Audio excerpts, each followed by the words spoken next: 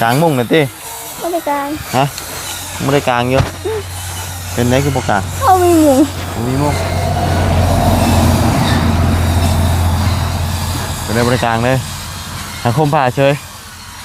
ย่านย่านย่านยังย่านพีย่านคนคมผ่าแล้วมันจิกันพีได้บ่จิกหัวจิกตีนได้บ่แบบคมกวมเลยบ่จะหายใจออกอยู่บ่อากาศห่อนจังเนาะห่อนอบอ้าวจำคมผ่าจิกหัวจิกตีน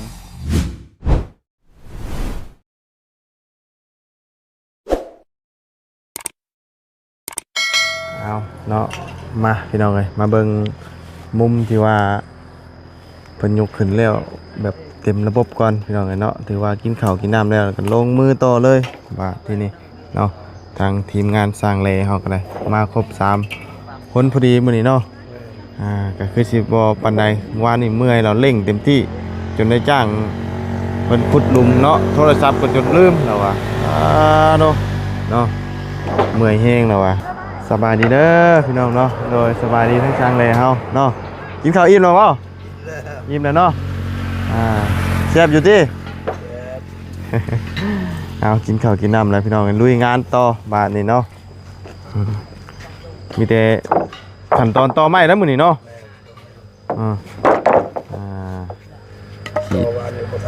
บ่ทันวานนี่มีต่อไม้ก่อนจักอยู่เคลื่อนจนยาดมเฮียเนาะ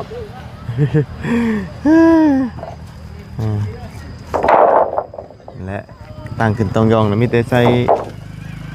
ข่าววะเพื่อนเดินข่าววะข้างมันต่อไม้น้ำแน่แต่นี่น้ำแน่ใส่ตัวเทิงพร้อมเนาะ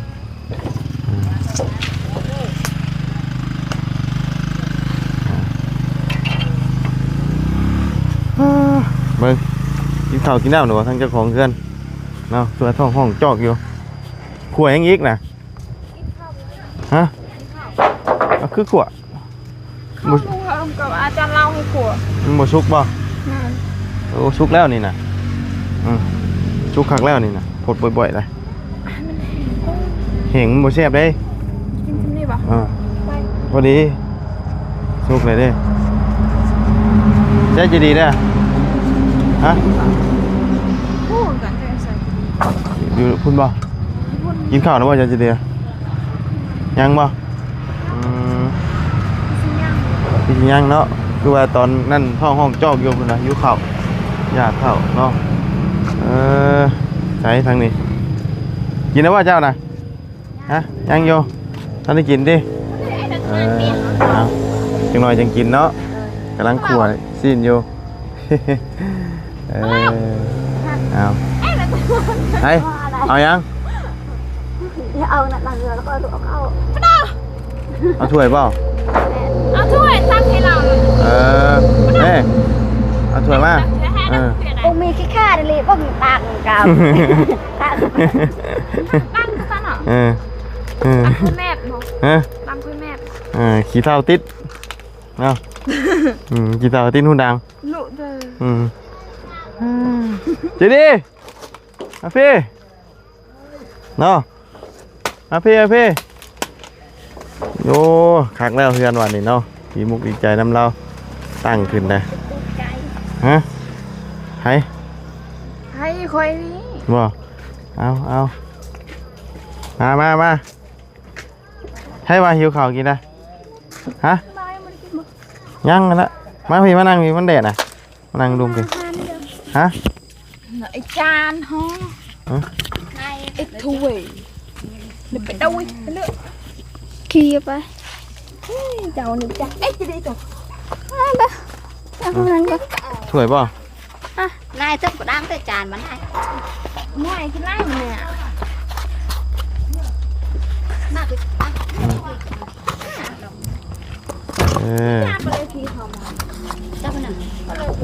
เอายังอยู่ดิคอยหาจานเป้เอ้ยจานก็ได้ถ้วยก็ได้เป็นยังน้องอีกยังก็ได้ถ้วยพรมได้เบิ้ลน่ะโอ้จาน มึงไม่ตู้เด็กกูเต้ยนี่จานมอนตาค่อยๆมาเห็น จานก็ได้ถ้วยก็ได้เป็นยังเราใส่ลาบไปเชื่อลงมาพ่อนเอากินอิ่มเลยที่เจ้าน่ะกินตอนได้ละ กินอยู่นั่นอยู่กลุ่มข้าม กินกับใคร ก็ได้คน หลายคนอยู่ฮ้อน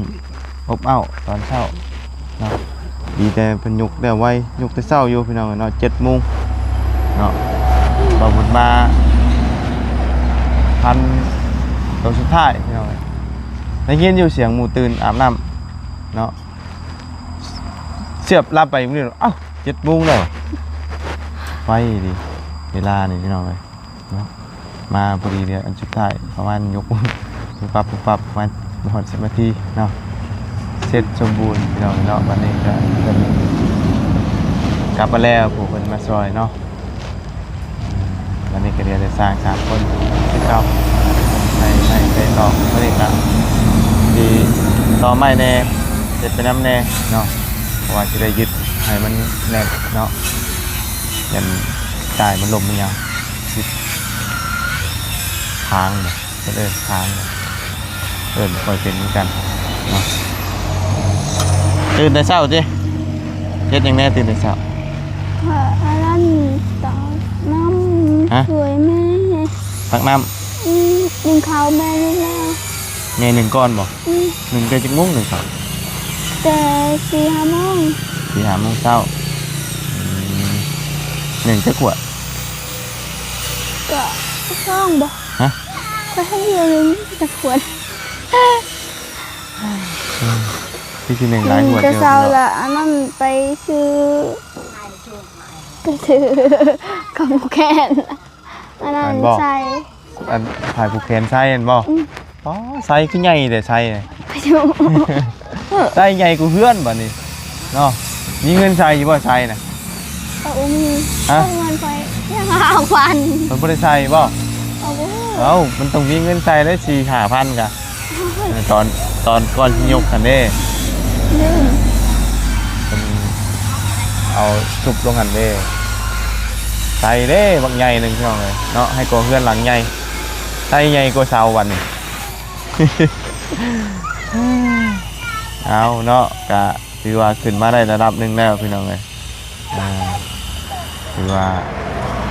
ตั้งจองยองนะเนาะที่บ่โดนบ่นานกะดีแล้วพี่น้องเลยเนาะได้ตั้งขึ้นซ้ำนี่แหละนี่แต่ว่าถ้าเพิ่นได้เฮ็ดซุมื้อกะบ่เฮิงเนาะประมาณ10 ปลายมื้อนี่แหละน่าจะเสร็จสมบูรณ์เนาะเรื่องสีเรือนสีหยังนี่กะเดี๋ยวฮอดมื้อฮอดวันไปเลือกเองเนาะว่าสีใดสีไม้ดิมักสีไม้นะสีไม้แล้วงามสีคล้ายๆแบบนี้แหละสีไม้มันจะงามเนาะเข้ากันมันบ่มีหรอกอันว่าสีชมพูสีเหลืองบ่ค่อยมีหรอกบ่มักกับบ่มีหรอกนอกจากสีทาเอาตัวนั้นน่ะแต่ว่าสีนี้เฮามันเป็นสีบ่ได้เป็นสีทาเด้เป็นสีเฮาเลือกเอาเลยตัวนี้นะแม่เจ้ากำลังสิกินข้าวบ่เราก็ตื่นแต่เช้าเนาะยังดีพี่น้องเอ้ยแต่บ่ได้อันว่าเฮ็ดกับข้าวกับน้ำเนาะแต่ว่าเฮา1ไปข้าวซื่อๆบ่ได้เฮ็ดในอยู่ในกินมีแต่มาทางอาจารย์ลาวทางลาบซีนเนาะทางเอื้อยอารมณ์ดีมากแล้วก็แม่นแกะเพราะว่าคนบ่ได้หลายเด้พี่น้องเอ้ยเอาก็บ่ต้องเฮ็ดอิหยังยุ่งยากมากมายเนาะคน18 คนบ่คือ19 คนนี่แหละเนาะรวมเบิดนะเอาหมดทยอยแล้วไปกินข้าวกินน้ำแล้วก็แยกย้ายกันไปให้ไปสวนเนาะครับโดยกินข้าวบ่อ๋อกินข้าวกินน้ำเนาะมีพุ่นละต้นมะขามเนาะมันพรมๆแน่อยู่หั่นน่ะ มาอยากกินบ่ กินเดี๋ยวจังหน่อยจังกินเนาะไม่ยากหรอกกินข้าวปกติก็กิน10 โมง 11 โมงเนาะบางมื้อก็เที่ยงพอปกติยังไม่ได้ตื่นเด้ปกตินี่โอ้ยหาก็เริ่มตีงคิงพี่น้องเนาะ โอ้ปวดนี่ก็เริ่มตีนคิงได้ปกตินี่มื้อนี้นี่ตีนคิงแต่เช้านี่ยังบ่ได้อยากตื่นได้นี่ก็ได้ยังแบบว่า เลยโอ้ไปกับน้ำพดหัวก่อนเลยจังได้ถูเขียวเนาะแต่มันบ่ได้เลยมันอยากนอนเนาะแต่ว่าเฮานอนฮ้อนนี่นะตอนคืนนะฮ้อนจำเมื่อคืนบ่ได้ฮ้อนบ่ฮ้อนบ่ฮ้อนแฮงกลางมุ้งน่ะติบ่ได้กลางฮะบ่ได้กลางอยู่เป็นได้คือบ่กลางเอามีหมูมีมุ้งเป็นได้บ่ได้กลางเลยหาคมผ่าเฉยย่านย่านหยังย่านผีย่านคนคมผ่าแล้วมันจิกันผีได้บ่จิกหัวจิกตีนได้บ่แบบคมกวมเลยบ่จะหายใจออกอยู่บ่อากาศร้อนจังเนาะร้อนอบอ้าวจำคมผ่าจิกหัวจิกตีนเนาะเมื่อวานนี่เพิ่นจ้างจักคนนี่นะคุณลุง3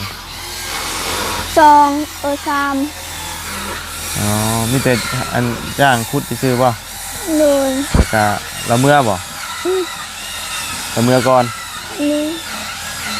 เพราะว่าอันโตอันตีนวันนี้มาฉีกเอาน้ำหลังเนาะมาจับน้ำหลังนี่แต่จังบ่ได้เพิ่นจังเตะตีนเสาไม้ให้มันเทียงมันตรงพี่น้องเนาะตอนนี้มีแต่ตั้งไว้ก่อนทันในอันน่ะลงหลอกลงลอยเนาะยังสิเฮ็ดให้ตีนเสามันตรงให้มันอยู่ระดับมันอยู่พี่น้องเนาะตั้งไว้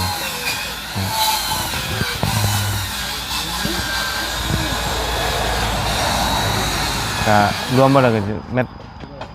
80บ่นี่เนาะเดือตอนนี้เม็ด80ถึง90ความสูงมันก็เป็นฟุตเด้ตีนเสาตรงนี้มันก็พอตั้งขึ้นแล้วก็บ่ได้น้อยนะพี่น้องใหญ่เติบเพราะมัน6x7เนาะ6x7พุ่นเพิ่นใส่หลังคาอีหยังพุ่นมันจังเบิ่งสวยงามเนาะเย็นจ่อยแล้วนี่นอนยามนอนประตูหน้าต่างใส่จักวงพี่น้องนั่นเดี๋ยวเบิ่งก่อนให้เพิ่นขึ้นโครงหางขึ้นอย่างเรียบร้อยก่อนว่าเป็นลักษณะแบบใดเนาะเพราะว่ายังต้องได้ซื้อบานประตูมาให้เราขึ้นโครงเป็นอย่างนี้ขึ้นใส่วงกบได้พี่น้องเนาะเป็นไงคือหิวข้าวแต่เช้าแต่มันโอ้โหเข้าห้องเจาะนั่งอยู่เข้าห้องคนวะเนาะนอนดึกบ่คืนบ่ฮะบ่นอนดึกนอนจักโมง8 โมงแต่ว่านอนดึกแบบมันหิวข้าวแต่ตอนคืนว่านอนดึกนี่เฮ็ดให้เฮาอยากกินข้าวนะเข้าห้องจอกเนาะห้องตื่นมามันยังห้องอยู่บ้านแต่เพิ่นเฮ็ดยังจังได๋แม่เจ้ากินข้าวอยู่ไสอยู่เทิงนี่บ่ฮะลูกอะไรกินข้าวมื้อนี้ย่อทั้งนี้มื้อจังว่าย่อพุ่นจังอื่นเนาะมื้อบ่พุ่นย่อฮู้อยู่บ่นี่บ่ฮะมื้อบ่มื้อย่อพุ่นเนาะตื่นเช้าอีกแล้วพี่น้องเนาะใครอยู่อันนั้นมันหลายต้นอยู่มันยอมันอยู่เป็นเสาเนาะใส่คนกับบ่หลายนี่นะ3-4 คนเต็มที่ก็หา6 คนนะ6 คน7 คนเนาะเสามันก็ยกขึ้นตั้ง6-7 คนเนาะยกขึ้นตั้งไว้แต่นะมันบ่ได้ถึงแพงคือตัวนี้แต่สิง่ายกว่าตัวนี้แน่ใส่คนจำนวนบ่หลายมีแต่ว่าหาคนใกล้ๆอันนี้ก็ยกขึ้นได้แล้วเนาะมีแต่ญาติพี่น้องตัวเองก็น่าจะได้เลยนะเนาะสร้าง4เลย1 2 3 4โอ้ได้แล้วจำเลยครับวันจำนี้ก็ได้แล้วเนาะหลายคนไปไหนถึงบ่ได้ไปหาคนในบ้านแต่นี่ต้องไปหาคนในบ้านเนาะคนในบ้านก็ได้บ่ได้บ่บ่ บอกคนบ้านนั้นไงบ้านมาเว้งนี่แหละบ้านแล้วบอกเห็นก็หลายบ้านนี่ไหนพี่น้อง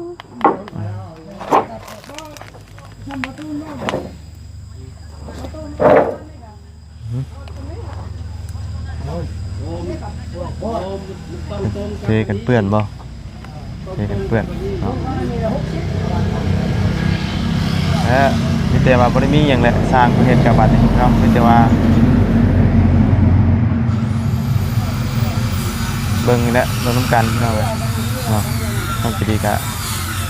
เพิ่นจะกินน้ำก็หาน้ำเพิ่นนะกินเนาะน้ำก็มีอยู่ตัวน้ำมีอยู่ยังน้ำแพ็คยังอยู่เนาะแต่ว่าเรื่องอาหารการกินก็คือเป็นจัดการเองเนาะเฮามีก็ให้กินบ่มีก็แม่นแล้วเนาะเพิ่นก็บ่ได้ยากดอกจำจุจำเจียวก็ได้สบายเนาะบ่ได้ยุ่งยากเลยว่าโอเคอยู่เนาะเชะอะจ้อเนาะที่เลขก็บ่ถูกเนาะออกเลขงู72พี่น้องเอ้ยเนาะโอ้เดี๋ยวเป็นเลขอั้นเนาะอั้นบ่ที่เนาะคนถือก็ดีได้ดีซ่า50 ล้านพี่น้อง50 ล้านคนถือเจ้าก็ถือกันได้นี่เจ้าก็ถือแล้วนี่ถือเลขแล้วนี่ในเงินน่ะเอามันกับเบิดรวมๆเบิด70-80 ล้านเท่านั้นนี่เพื่อแล้วนี่นะรวมๆเบิดนี่บ่ได้น้อยได้จำถือเลขได้นี่เนาะพร้อมเบิดลายแล้วพี่น้องเบิ่งคือสิบ่เบิดลายนี่เฮ็ดอิหยังก็ได้พอแล้วไล่เป็นเงินน่ะป้าตกพี่น้องตกลายเนาะแต่ละอย่างเฉพาะเฮ็ดของน้ำก็ยังเบิดลายเลยนะเดี๋ยวก็มื้อนี้เจ้าเฮ็ดของน้ำจ้าเบิดอันน่ะบ่ได้หลายเนาะ30,000 บาทนี่ก็ถือว่าอยู่ได้นะของน้ำได้เข้าได้ตอนนี้โอ้รับ 20,000 ปลาย 30,000เนาะยังได้ของน้ำเครื่องของมันแพงอีกอย่างก็ได้ทางสร้างอยู่มุมไผ่มุมมันเจมันละบาทนี่น้องเลยเนาะในเวลาเป็นได้ในเวลาเป็นเจมันเลยมุมนี้ก็ขีดอยู่นี่ใส่ส่งข้าวสารตากแดดเลยทางนี้เนาะสูแดดดีๆทางนั้นก็พุ่นนะเอานั่งคอยอยู่นี่แหละเนาะจะดีเนาะงามอยู่บ่งามอยู่บ่ฮะตอนนี้ยังบ่ทันเห็นภูมิพางแล้วเนาะถ้าเขาใส่อย่างครบเบิดพุ่นแล้วเขาจะได้ฮู้ว่าเป็นจังได๋จะคิดว่าทรงมันเป็นจังได๋เคยเห็นอยู่บ่ทรงมันเดี๋ยวมันฮะเคยเห็นอยู่บ่เดี๋ยวเพื่อนนี่นะมันสิออกมาแบบใดยังบ่เห็นจักเทื่อบ่ฮะก็ยังบ่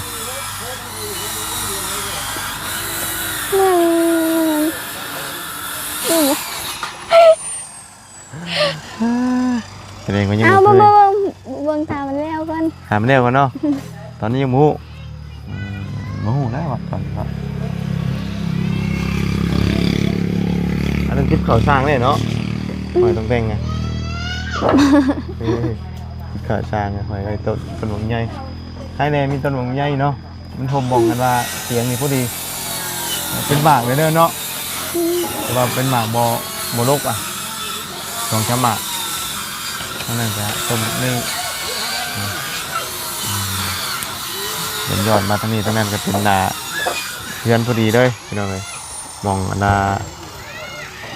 นั่งเด่นนั่งหัวกกกระดังงาก็พอดีแล้วเอาเตียงตั้งเนี่ยโอ้ยสบายบ้านนี้พอดีเลยเนาะนอนเวียนโกนกอกเนาะ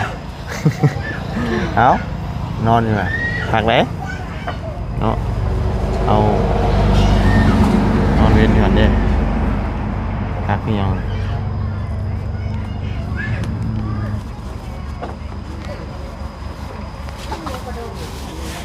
ไปครับพี่น้องเนาะมิเต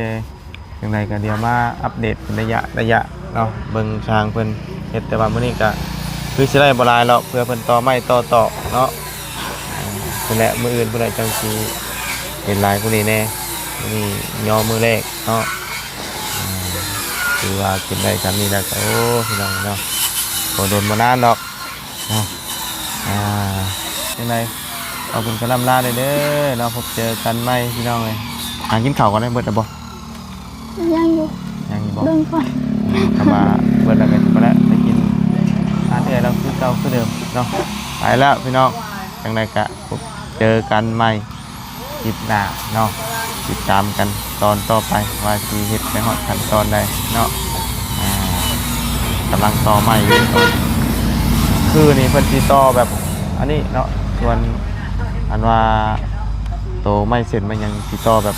คีบเอาแบบเป็นเงียมเนาะเพราะว่าต่อคือนี่มันยันมันหักเนาะต่อมันยันมันตีต่อแบบนี้มันแน่นกว่าเนาะสำหรับวันนี้ไปกันเลยเด้อพี่น้องเนาะสบายดีเด้อสบายดีบ๊ายบายพี่น้องเนาะไปเลยเนาะ